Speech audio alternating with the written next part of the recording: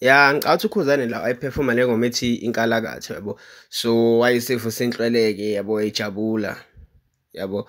Manje angazi ukuthi abantu balokhu nje bonke-ke abantu-ke ngithi nami angeke ngizame ukuthi ngikhulume ngayo le video ngibeke umbono wami ngoba ngibona bonke abantu babhizi impela baqhatheka lapha ku-Facebook. Angazi ukuthi ey'nkundleni zokuxhumana baqhathwa yini cause ingoma ngiyayizwa, i-beat ngiyayizwa i-right.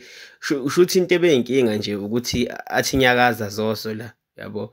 But ya i-beat imnandi na indlela futhi acula ngayo uKhuzani akaze akhohlisa yabo. Kodwa-ke uzoyifaka niyibone nani ukuthi nina niyibona mhlampe ikanjani yona le lokhu njani le performance, kodwa mina ngithi best performance ever.